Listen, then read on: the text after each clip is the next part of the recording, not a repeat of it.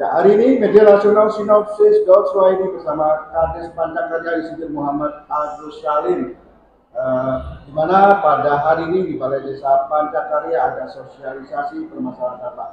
Apa sih Pak target sosialisasi permasalahan sampah yang ada di Pancakarya pada hari ini 2 Agustus 2023? Ya, terima kasih Pak. Saya berharap masalah sampah yang ada di Pancakarya ini bisa diselesaikan dengan baik. Artinya sampah-sampah yang dari rumah tangga itu bisa kita kumpulkan, setelah itu kita kumpulkan jadi satu ke pembuangan akhir. Nanti di pembuangan akhir kita rencananya kita pilah-pilah mana yang pupuk organik, yang anorganik. Nanti yang pupuk organik kita gunakan untuk mungkin untuk kompos, yang anorganik bisa digunakan untuk misalkan banyak plastiknya untuk biji plastik seperti itu. Jadi nantinya targetnya berarti ada semacam bank sampah juga Pak ya di RW mungkin. Ya, jadi untuk bank sampah itu kita jadikan tidak per RW, jadi satu tempat Di TPS. ya di tempat pembuangan akhir. Insya Allah yang ada di Pancakarya untuk tempat insya Allah sudah ada. Sudah ada Pak Ya. Oke, demikian wawancara Lukman Republik Media Nasional Sinopsis.co bersama Kades Pancakarya Insinyur Muhammad Agus Salim. Terima kasih Bapak kesempatannya. Ya, sama-sama. Assalamualaikum warahmatullahi wabarakatuh. Salam sejahtera untuk semuanya. Salam lestari. Lukman Republik hadir kembali dengan sebuah informasi terbaru, yaitu tentang sosialisasi manajemen tata kelola sampah yang dilaksanakan di pendopo Desa Pancakarya dengan menghadirkan narasumber utama yaitu Cak Oyong dari Dinas Lingkungan Hidup bersama para mahasiswa, kolaborasi dan RT RW seluruh Desa Pancakarya. Untuk lebih jelasnya, yuk kita simak serangkaian kegiatan sosialisasi manajemen tata kelola sampah yang dilaksanakan di pendopo Desa Pancakarya pada tanggal 2 Agustus 2023 jam 9 pagi. 1, 2, 3. Pancakarya bebas sampah, Pancakarya keren. Mantap. Warahmatullahi wabarakatuh.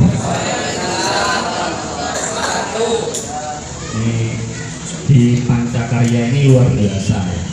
Jadi tingkat kehadirannya itu hampir 100%. Jadi sedikit cerita, kemarin saya di salah satu desa di Tempurjo itu yang hadir hanya 1 orang.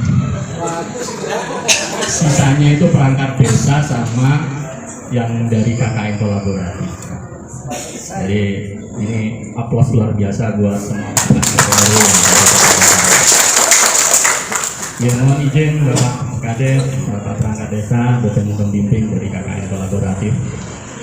Perkenalkan, nama saya Nurul Hidayah, SPI Sarjana Perikanan. Biasa dipanggil oleh teman-teman itu disebut Cak Oyong. Nama kerennya itu Cak Oyong. Jadi kebetulan saya di Dinas Lingkungan Hidup Kabupaten Jember itu sebagai penyuluh lingkungan hidup ahli muda. Selain aktivitas di kantor, saya juga sebagai pendiri dan pembina di Yayasan Sobung Sarka Indonesia. Di sini Madura kan? Kantor ya, berarti tahu Sobung Sarka ya. Jadi Sobung Sarka itu adalah sebuah cita-cita gitu. Bukan berarti tidak ada sampah sama sekali, karena itu tidak mungkin gitu kan. Tapi bagaimana caranya kita mengelola sampah. Sebenarnya tadi ada judulnya, cuman judulnya nggak kelihatan, nggak muncul. Saya buat judul kelola sampah dapat apa. Jadi kalau kita mengelola sampah itu kita dapat apa sih gitu kan. Nah, nanti saya jelaskan. Selain sebagai founder yang Sobung Sarka, saya juga CEO dari PVSOK Cycle Indonesia dan CEO dari Jogja Institute. Lanjut Mas. Oke. Pertanyaan besarnya, kenapa sih sampah harus dikelola? Tadi waktu Pak Kades tanya, apakah sampah menjadi masalah? Ada yang jawab enggak katanya. Bukan masalah. Kalau sudah bukan masalah, saya nggak perlu ada di sini. Gitu. Kalau misalnya sampah memang bukan masalah, saya tidak perlu ada di sini. Jadi sampah itu harus dikelola. Kenapa sih? Selanjutnya. Oke. Sekarang kita bicara masalah definisi sampah. Sampah disebut sebagai sampah itu ketika sebuah sisa konsumsi kita, gitu ya, itu sudah tidak dimanfaatkan lagi. Contohnya, misalnya di depan sudah ada air minum gelas kemasan. Ini jadi sampah atau belum? Belum ya. Kalau sudah diminum airnya habis, sisanya jadi sampah. Kenapa jadi sampah? Karena tidak dipakai, karena tidak dimanfaatkan. Coba kalau gelasnya dipakai misalnya buat pot, sampah apa bukan? Jadi disebut sampah karena itu sudah tidak dimanfaatkan atau belum dimanfaatkan lagi oleh kita. Gitu ya. Selanjutnya, next. Ya. Berdasarkan Permen LHK nomor 6 tahun 2022 bahwa setiap orang, ya, rata-rata setiap kita, setiap saya, jenengan semua itu menghasilkan sampah setiap hari setengah kilogram. Rata-rata. Jadi setiap harinya itu setengah kilogram. Nah, saya cari data jumlah penduduk di Desa Pancakarya. Saya dapatnya di Sensus Penduduk 2010. Ada 14.412 jiwa, kurang lebih seperti itu ya. Kurang lebih 14.412 jiwa. Lah, kalau setiap orang di Desa Pancakarya menghasilkan sampah setengah kilogram dalam satu hari, berapa timbulan sampahnya? Ketemu data 7,2 ton sampah yang dihasilkan. Apakah kantong kreseknya kalau sudah dibuang hilang? Tidak. Tidak ada yang namanya kantong kresek itu langsung hilang atau langsung jadi tanah, itu tidak ada. Masih ada sampai sekarang. Oke, lanjut. Komposisi sampah berdasarkan sumbernya yang paling banyak memang dari rumah tangga, 46%. Jadi paling banyak itu memang dari rumah tangga. Next. Oke. Jadi yang umum dilakukan oleh masyarakat di desa itu gimana sih kalau buang sampah? Ya, yang umum tadi katanya Pak Kades, dibuatkan lubang atau jadi juglangan katanya, dimasukkan. Itu umum memang. Umum di sana. Kemudian selain masuk juglangan, dibakar. Ya, umum itu sudah seperti itu. Lanjutnya dibuang di pinggir jalan, ini juga banyak. Tinggal dicari, sudah pasti ketemu, sudah pasti ada, tidak mungkin tidak ada. Dibuang di sumber mata air. Lanjutnya di saluran irigasi. Gimana apa buatan? Banyak Pak. Jadi salah satu penyebab gagal panen juga gara-gara saluran irigasinya tuh banyak sampahnya. Di sini apa? Lega pempos, ya. Banyak seperti itu. Oftek pisang dari ini. Oke, bentar. Saya coba tak kasih video. Kalau misalnya suaranya bagus, tak lanjutkan. Di gedein. Ya, keluar. Jadi pertanyaannya sekarang, sampah itu jadi ancaman Pak, bukan sih? Atau biasa aja? Bener ancaman. Nah, besok nanti dibuang ke sungai lagi. Enggak pernah. Gitu ya. Jadi sebenarnya sampah itu ancaman, Bu, Pak. Ancaman. Tapi kadang kita tahu sekarang nyampe di sini kita bilang ancaman, keluar dari balai desa, buang puntung rokok langsung disentil. Gimana Pak Boten? Iya. Apa puntung rokoknya hilang? Enggak. Kak ketok motor yo. Gitu. Enggak kelihatan api, enggak tempat, betul. Lanjut. Oke. Gunungan sampah ilegal dibakar. Jadi kalau sampah dibakar itu akan menimbulkan penyakit ISPA. Gitu ya. Jenengan sesak nafas, asma, gara-gara nih salah satunya. Yang paling kasihan itu kalau sudah ada anak kecil, Pak, Bu. Bapak kalau di rumah merokok, ada anak kecil kira-kira tego nggak ngerokok? Enggak kan, pasti keluar kan? Gitu. Paling rentan itu memang anak kecil kalau sudah kena asapnya dari pembakaran sampah. Sak seneng-senengi wong lanang ngerokok, seneng-senengi menghirup asapnya dari rokok, nggak bakal seneng ngirup asapnya dari pembakaran sampah. Kenapa nggak seneng? Insting manusia itu tahu bahwa itu bahaya. Kalau insting manusia tidak main, pasti mau dihirup aja seneng. Wah enak ya asapi sampah gitu. Kenapa tidak mau? Karena itu tahu bahwa itu adalah bahaya. Lanjut. Apalagi gagal panen karena pendangkalan sungai dipenuhi sampah. Ini di Sidoarjo loh. Gagal panen gara-gara sampah. Lanjut. Oke, 31 sumber mata air kering. Kering ya gara-garane tumpukan sampah. Lanjut. Apalagi yang menjadi korban salah satunya adalah hewan-hewan seperti ini. Kenapa saya bilang itu menjadi sebuah ancaman? Ya. Kenapa menjadi sebuah ancaman? Ada burung yang paruh burungnya itu kemasukan kerokane kumis. Ya. Terus beberapa burung yang sebelahnya itu kena segelnya botol. Botol ada segelnya kan yang kecil itu kena. Yang di sebelahnya lagi ada ikan kena masker plastik, masker tangan, sarung tangan plastik terperangkap di sana. Di sebelah sana itu singa laut, bukannya opoy, sampah opoy. Yang lumba-lumba itu juga kasihan. Mulutnya kekunci sama segelnya botol. Yang pojok ini apa kasih videonya kalau yang pojok. Bentar. Kemasukan apa itu penyunya di hidungnya. Sedotan. Kemasukan sedotan. Ada yang pernah di swab nggak? Pernah ya di swab? Berapa menit sih dimasukkan ke hidung? Ada 1 menit? Nggak nyampe ya? Rasanya gimana? Panas, sakit, nggak enak, dan lain sebagainya. Penyu itu belum tentu 1 menit.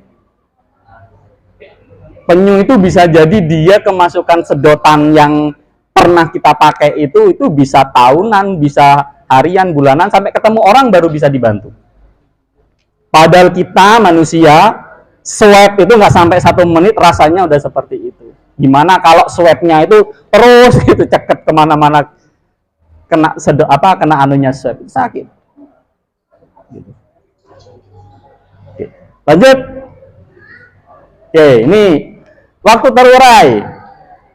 Ini kertas itu 2-5 bulan. Terus dus karton itu 5 bulan, kulit jeruk 6 bulan, filter rokok itu 10-12 tahun, Bapak. Bisa terurai ya, 1 puntung rokok. Kantong plastik 10-20 tahun, kulit sepatu makan waktu 25-30 tahun. Kresek itu bisa makan waktu paling cepat 10 tahun. Styrofoam itu tidak bisa hancur sampai kiamat. Gitu ya. Styrofoam tidak bisa hancur sampai kiamat. Lanjut. Oke. Gimana dengan pengelolaan sampah di Desa Pancakarya? Tadi sudah disebutkan sama Bapak Kades. Bahwa dari dulu sampai sekarang masih belum ada, gitu ya, pengelolaan sampah di Desa Pancakarya. Alhamdulillahnya baru akan, insya Allah semoga akan terwujud. Lanjut. Oke. Jadi yang biasanya dilakukan, yang umumnya dilakukan, gimana caranya ngelola sampah itu adalah kumpul, angkut, buang.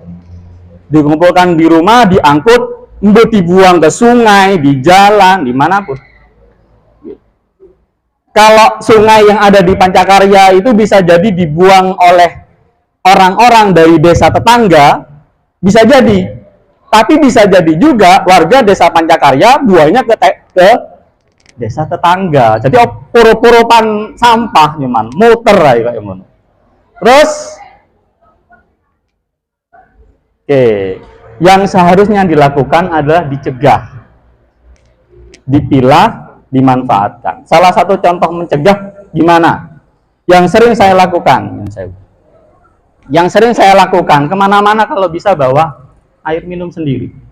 Apalagi ini musimnya karnaval, pasti ada yang nonton dan lain sebagainya. Mending nyangu botol ngombe dhewe timbangane belonjo. Bukan berarti tidak boleh, boleh silakan.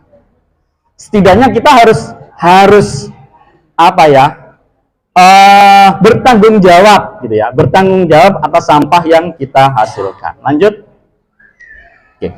Gimana caranya mengelola sampah? Yang pertama harus ada regulasi. Regulasinya sudah ada, undang-undangnya sudah ada. Undang-undang nomor 18 tahun 2008 tentang pengelolaan sampah sudah lengkap di sana. Di Jember ada aturannya, ada, baru Perda nomor 2 tahun 2023. Bagaimana caranya? Jadi harus ada pembiayaan, ada sistemnya dulu, sistem pengelolaan sampah di desa, maunya mau seperti apa? Ya, mau dikelola sendiri jauh lebih baik. Tadi seperti kata Pak Kades, akan nanti sampahnya dijadikan satu ya. Ada TPA insya Allah nanti, itu bagus. Harus ada kelembagaannya. Lembaganya ada, masyarakat juga harus ada peran sertanya. Kalau lembaganya ada, masyarakatnya tidak mau iuran sampah, podo wae. Ada pembiayaannya dan operasionalnya bagaimana. Lanjut. Oke. Saya bicara masalah Perda Pengelolaan Sampah nomor 2 tahun 2023. Next. Yang pertama, poin yang paling penting adalah harus ada TPS dan TPS 3R. Next. Oke. Saya kasih ayatnya. Bahwa pengelola kawasan pemukiman, kawasan komersial, industri, kawasan khusus, fasilitas umum, sosial, dan lainnya dalam melakukan pengelolaan sampah wajib hukumnya menyediakan TPS, TPS 3R atau tempat pengumpul sampah. Jadi sudah wajib, dan apa yang dilakukan oleh Pak Kades tahun ini sudah sangat baik sekali dan sangat benar sekali. Jadi memang harus ada tempatnya. Kalau misalnya tempatnya tidak ada, maka ya tidak bisa disalahkan juga kalau masyarakat buang sampah sembarangan, karena fasilitasnya tidak ada. Tapi kalau fasilitasnya sudah ada, masyarakatnya masih buang sampah sembarangan, ya masyarakat ya tambeng. Ya, tambeng berarti. Lanjut. Oke, sampah rumah tangga, ingat ya, sampah rumah tangga ke TPS atau TPS 3R menjadi tanggung jawab RT RW. Ini di Perda Pengelolaan Sampah nomor 2 tahun 2023. Itu. Lanjut. Nah, ini untuk pengembang atau developer yang baru sekarang, sebelum dikasih izin, dia harus ada fasilitas untuk TPS-nya. Kalau fasilitas untuk TPS tidak ada di dalam denahnya, maka belum bisa dikeluarkan izin untuk lokasinya. Next. Lanjut. Oke, yang kedua, poin yang kedua adalah tentang bank sampah. Lanjut. Oke, dalam melakukan pengelolaan sampah, pemerintah daerah dan masyarakat membentuk bank sampah. Jadi bank sampah juga menjadi salah satu kewajiban juga. Tata kelolanya untuk bank sampah harus ada struktur kelembagaan dibentuk oleh lurah atau kepala desa. Pelayanan mencakup bisa RT, bisa RW, bisa desa atau kelurahan kalau bank sampah. Kemudian nasabahnya bisa dari perorangan atau usaha dan dilengkapi sarana prasarana dan lain sebagainya. Next. Nah, poin yang ketiga, poin yang terakhir adalah pengurangan plastik sekali pakai. Maksudnya bagaimana? Bahwa nanti akan ada peraturan bupati yang mewajibkan kepada pemilik usaha, ini yang awal akan dilakukan kepada retail modern ya, retail seperti Alfamart, Indomaret, Lipo, Roxy dan lain sebagainya, itu yang besar-besar, itu nanti harus melakukan pembatasan. Maksudnya pembatasan apa? Tidak menyediakan kantong kresek, salah satunya seperti itu. Jadi kalau jenengan belanja nanti harus bawa datang sendiri. Timbangan ini bayar 500 Pak. Lanjut. Lanjut. Next. Nah, ini alur pengolahan sampahnya. Next saja. Nah, kelembagaan itu apa saja sih macamnya? Oke, yang pertama adalah drop point. Contohnya seperti itu. Next. Drop point itu dikelola biasanya kalau di kota-kota besar itu dilakukan oleh pengurus dasawisma atau perorangan. Ya. Dasawisma itu kan 10 rumah ya, namanya dasa 10 wisma rumah. Jadi 10 rumah. Per dasawisma itu ada drop point. Drop point itu nasabahnya dari mana? Nasabahnya dari lingkungan sekitarnya. Warga di dalam dasawisma itu bisa juga dari orang luar yang mau gabung. Hasilnya itu digunakan untuk kas operasional saja. Jadi tidak dibagikan ya, tidak dibagikan kepada pesertanya, tidak. Jadi hanya untuk kegiatan. Lanjut, sedekah sampah. Oke. Sedekah sampah itu apa? Jadi sedekah sampah biasanya adalah kegiatan yang dilakukan oleh lembaga, baik lembaga sosial, kemasyarakatan, atau lembaga agama. Biasanya dilakukan di masjid-masjid dan lain sebagainya. Itu ada sedekah-sedekah sampah. Pesertanya adalah semua masyarakat yang mau.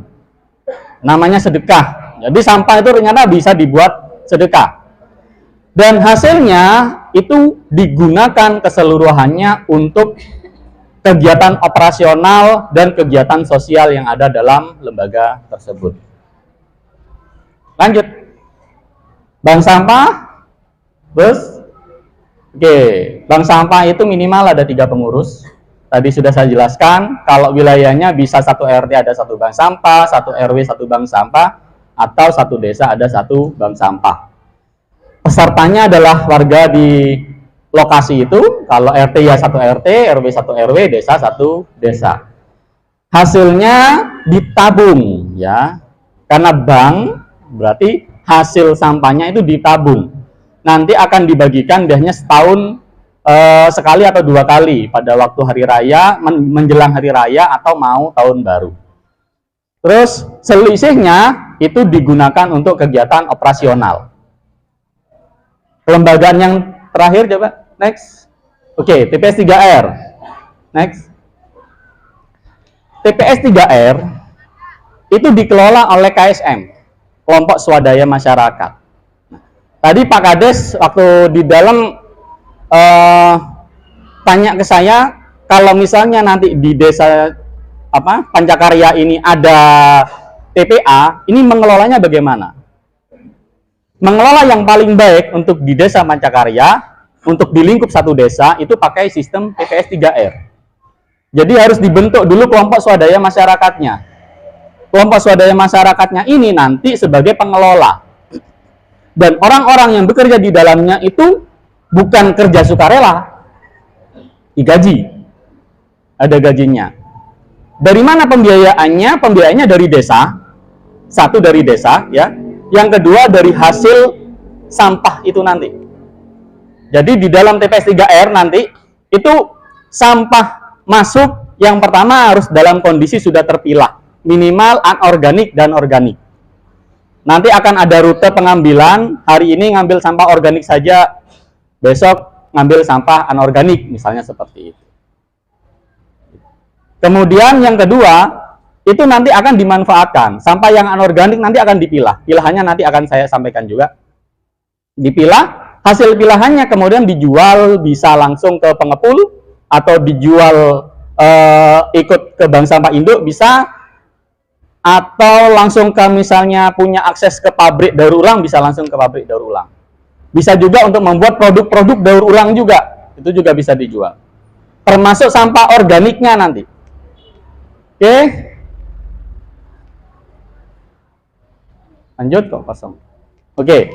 Ini jenis-jenis sampah anorganiknya. Jadi ada pertama plastik. Plastik itu ada macam-macam. Ada gelas plastik, botol plastik. Istilahnya ale-ale juga ada.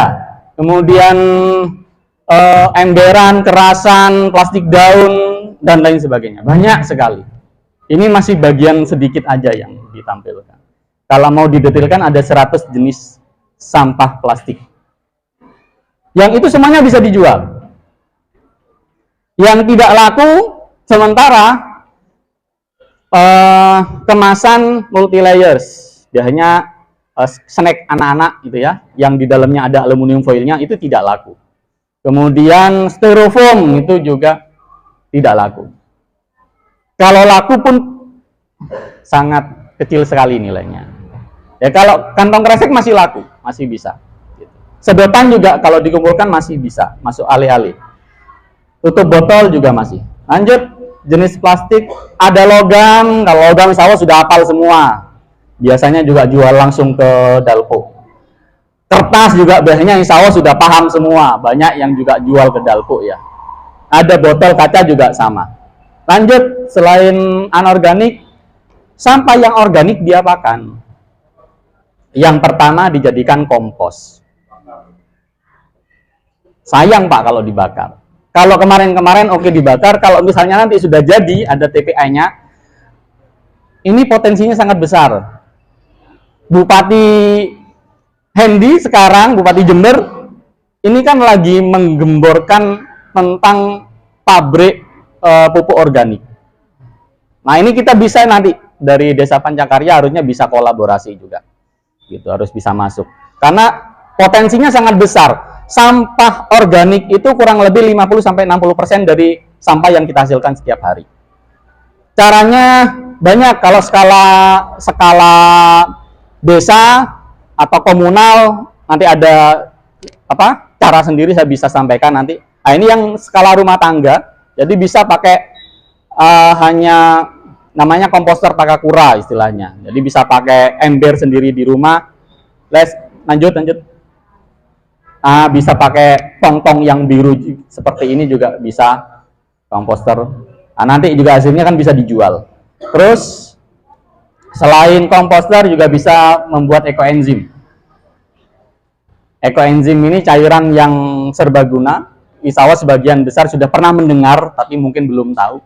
Jadi ekoenzim ini kalau misalnya jenengan ada WC mampet, dikasih ekoenzim, insya Allah sudah tidak mampet lagi. Kalau misalnya ada selokan bau, dikasih ekoenzim, insya Allah nanti hilang baunya. Untuk penyegar ruangan juga bisa, dan lain sebagainya, banyak sekali manfaatnya. Lanjut, oke, selain ekoenzim ada pupuk organik cair. Pupuk organik cair bisa didapatkan dari model komposter anaerob, itu bisa. Bisa juga kita membuat langsung pupuk organik cair gitu, dari nasi basi itu juga bisa, dan macam-macam, sangat banyak sekali pupuk organik cair, dan itu bisa dijual lagi. Lanjut, selain itu, nah ini yang sekarang lagi tren, maggot BSF, udah ya. Jadi sampah organik di desa nanti itu kalau misalnya mau jadikan Pancakarya sebagai desa maggot, misalnya monggo, bisa. Tapi kalau bisa maggotnya jangan dijual. Loh, diapakan? Bikin integrated farming. Jadi kalau punya, di sini kalau tidak salah ada pembudidaya juga ya? Iya masih. Misalkan dari perikanan juga. Itu untuk pakannya lele, pakannya. Saya di rumah juga pakai maggot untuk budik damber, pakai lele. Jadi pakai ember. Ke pakan ayam, pakan burung, pakan bebek juga bagus. Lanjut. Oke, ini BSF terus. Nah, ini biopori, lubang resapan biopori. Salah satu masalah, salah satu bencana yang ada di Jember itu banjir, kekeringan. Ya, logika sekarang kita dikasih hujan, seharusnya airnya itu menyerap tanah. Tapi kenapa bisa banjir? Berarti tanahnya sudah tidak subur. Tanahnya sudah tidak bisa menyerap air lagi. Karena itu ketika musim kemarau terjadi kekeringan karena air hujannya tidak terserap. Salah satu solusinya adalah lubang resapan biopori. Dan lubang resapan biopori ini ada dasar hukumnya pakai Permen LH nomor 9 tahun 2009 kalau tidak salah. Tentang pemanfaatan air hujan, bahwa dalam ukuran rumah sekitar 20 meter persegi itu paling tidak harus ada lubang resapan biopori sebanyak 3. Manfaat lain selain untuk resapan, lubang resapan biopori ini juga bisa kita masukin yang namanya, biasanya sampah-sampah daun kering itu kan dibakar, dimasukin ke dalam sana sampai penuh. Setelah 3 bulan nanti bisa diambil jadi kompos, bisa dijual lagi. Lanjut. Nah, ini biodigester. Biodigester itu semacam biogas tapi hanya dari sampah dapur. Kalau umumnya yang masyarakat tahu itu kan biogas dari kotoran sapi. Nah, ini dari limbah dapur juga ternyata bisa menjadi biogas. Next. Nah, ini kerajinan-kerajinan upcycle banyak, kerajinan daur ulang sangat banyak.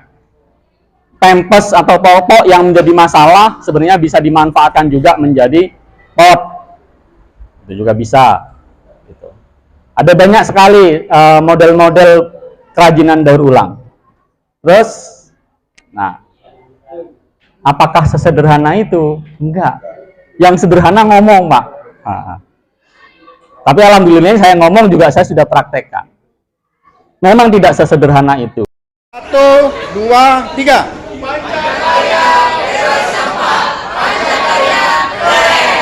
Mantap.